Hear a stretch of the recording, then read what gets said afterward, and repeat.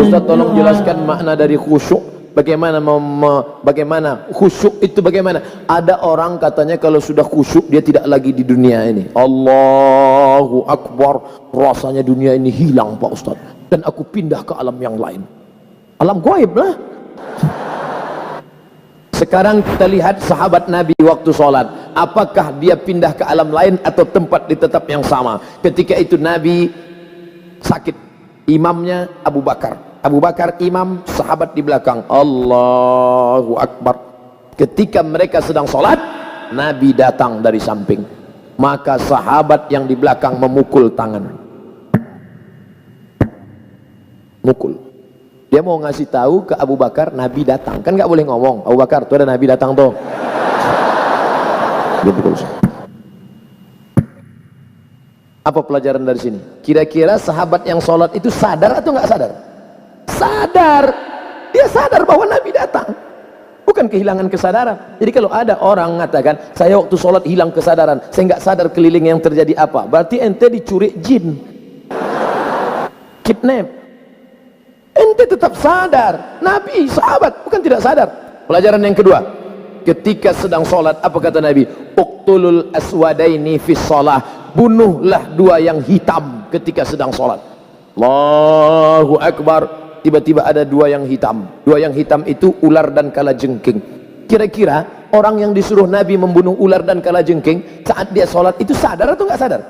Sadar. Ada ular di depan. Kalau nggak sadar pejam, tiba-tiba buka anaconda.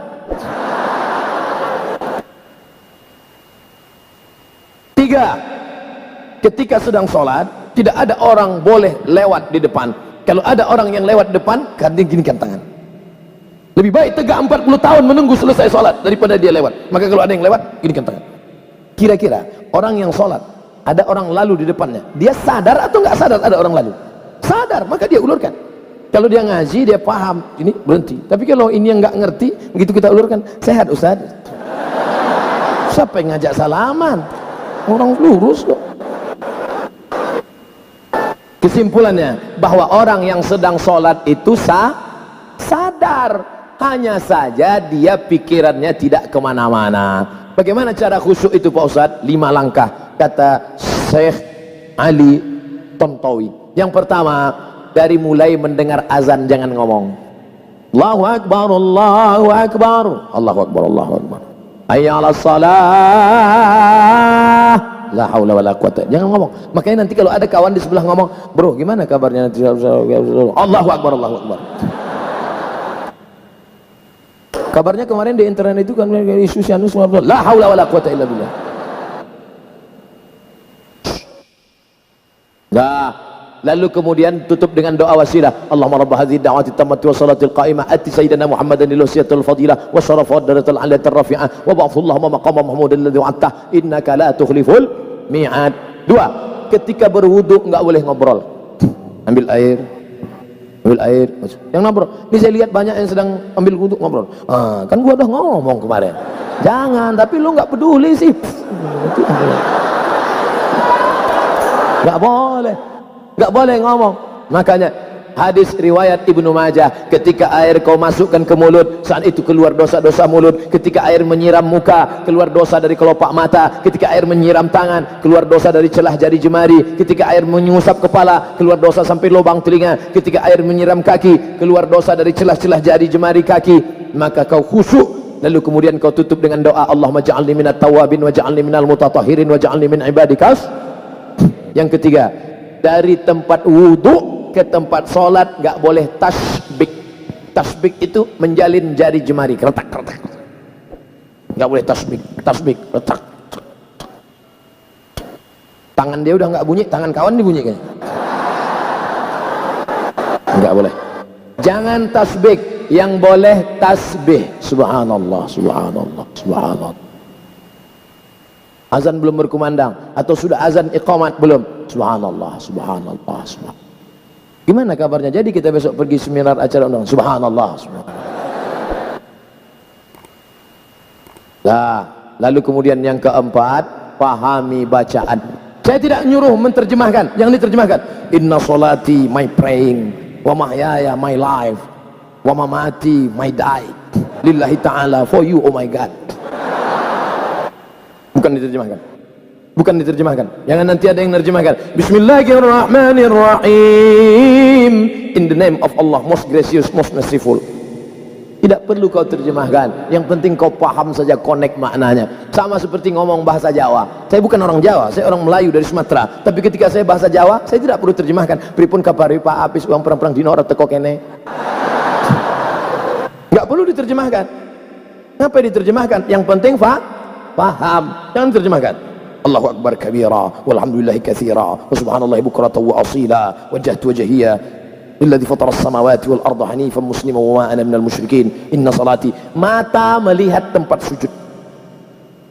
Makanya jangan mata, apalagi di masjid ini, mata kalau jahatan, wah keramik, wah ini mahal ini, wah berapa ini, apalagi nanti sholat zuhur, ini belum dibuka, melihat, wah ustadz somat sama ustadz, wah ada pahit tren. Oleh sebab itu maka ini bahaya, makanya mata lihat di sana. Makanya kalau sholat ke masjid jangan pakai baju yang ada tulisan-tulisan. Ini sudah terlambat datang hari Jumat, khotib naik pakai baju tulisan, tulis ini. Emang masalah buat lo? Gimana mau sholat? Nah, jangan pakai tulisan. Ibu, kalau pakai mukena jangan yang terlalu rame. Ini mukenanya semua bunga, bunga matahari, bunga kenanga, bunga kemboja, bunga tai ayam, ada semua di sini. Ada teman yang sholat di belakang lihat, di mana belinya ini ya? Kira-kira harganya berapa nih ya?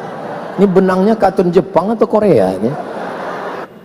Nah, lalu kemudian di mana sebenarnya letak kata itu, di mana? Innal kalama la fil fuadi wa innama ju'ilal lisanu 'alal fuadi dalila. Letak kata-kata itu di dalam hati, tak berbunyi, tak bersuara, tak berhuruf, tak bertinta, tapi kemudian diciptakan lidah untuk mewakili. Konekkan antara lidahmu dengan hatimu. Allah. Makanya dalam mazhab Syafi'i, mulut menyebut Allah, hati mengisi qasad ta'arad ta'yin. Salatnya salat apa? Salat zuhur. Berapa rakaat? 4 rakaat. Jadi imam apa jadi makmum? Jadi makmum. Ada apa qada? Ada. Allahu akbar. Mulutnya menyebut Allahu akbar, tapi hatinya menyatakan ini salat zuhur 4 rakaat, jadi makmum adaan lillahi ta'ala. Allahu akbar. Mulut menyebut bismillah, hati juga konek. Bismillahirrahmanirrahim. Alhamdulillahirabbil alamin. Ar-Rahmanir-Rahim. Makanya Nabi kalau sholat itu mulutnya bergerak. Ya Khabbab, Khabbab. Nabi kalau sholat mulutnya bergerak atau diam saja? Kata Khabbab, Nabi waktu sholat mulutnya bergerak. Dari mana kamu tahu Nabi mulutnya bergerak? Bittirabi lihyatih. Saya lihat jenggotnya bergerak, bergoyang. Ini sekarang ada orang yang sholat mulutnya diam aja.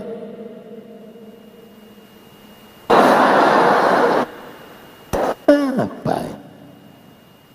Berdoa juga bersuara. Ud'u rabbakum, bersuara, lirih, mulut bergerak. Ya Allah, tolong aku ya Allah, tolong anak-anakku ya Allah. Ini ada orang berdoa mulutnya diam ya. Rasanya tak perlu kusebutkan satu persatu, karena aku yakin kau tahu yang ku mau. Ustaz tolong jelaskan makna. Sudah. Apa hukum musik? Buka, pertama syaratnya beli 4 GB. Setelah itu tulis di www.youtube.com. Kau mau tanya tentang apa? Kredit, Somat kredit. Tanya tentang apa? Tentang musik, Somat musik. Tanya tentang apa? Politik, Somat politik. Pokoknya apa saja kau tulis itu. Somat LGBT, Somat narkoba. Enter, dapat video-videonya insyaallah. Sudah saya enter kok nggak nyala videonya Pak Ustadz, paket habis. Nah, tapi karena kau tanya saya jawab juga. Apa hukum musik dalam syariat Islam? Musik yang boleh solawat. Barakallahu lakuma wa baraka alaikuma wa jama'a bainakuma. Boleh. Itu kan doa untuk orang menikah, nggak salah. Atau lagu yang mengingatkan mati. Mati. Untuk yang anak-anak muda. Kalau untuk yang emak-emak, bila Israel datang memanggil, jasad terbujur di pembaringan. Tapi lagu itu jangan dinyanyikan waktu acara pesta nikah. Berikut ini mari kita dengarkan satu lantunan lagu yang disampaikan oleh ibu-ibu dari majelis pengajian. Sekujur tubuh akan menggigil, sekujur badan kan kedinginan. Pengantinnya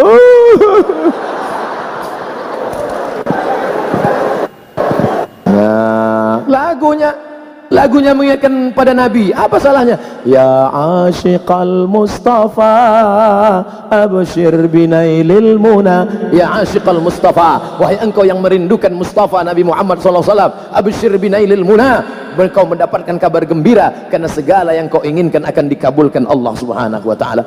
Apa salahnya?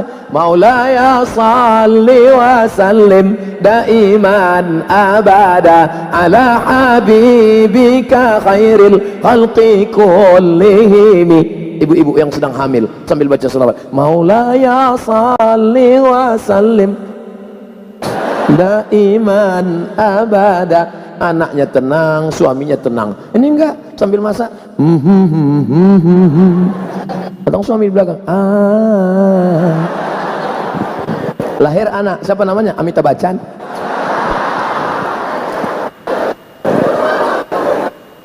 Kalau puasa sunnah kan boleh dua niat. Kalau sholat sunnah apakah boleh juga Ustadz dua niat? Niatnya satu saja. Bapak niat sholat sunat qabliyah, kebetulan tertulis di dinding 2 menit, 2 menit, 2 menit, 2 menit, 2 menit, 2 menit lagi iqamat. Kalau tahiyatul masjid nggak dapat qabliyah, tapi kalau qabliyah otomatis dapat tahiyatul masjid. 2 menit, 2 menit, 2 menit sholat qabliyah, selesai qabliyah, loh kok nggak iqamat? Tanya pengurus, Pak pengurus kok nggak iqamat? Jamnya rusak Pak. Makanya tanya dulu. Bagaimana jika kita menemukan uang? Oh, ini enak ini. Uang itu kita masukkan ke dalam kotak amal langsung tanpa kita umumkan. Namanya luqatah. Luqatah harus diumumkan selama 1 tahun. Kalau selama 1 tahun tidak ada pemiliknya, itu milikmu. Makanya selama setahun itu kau berdoa supaya tidak datang pemiliknya. Pas hari yang ke-359, ya Allah, jangan sampai datang dia. Pagi 360 dia pun datang. Kiamat sudah terjadi, saudaraku.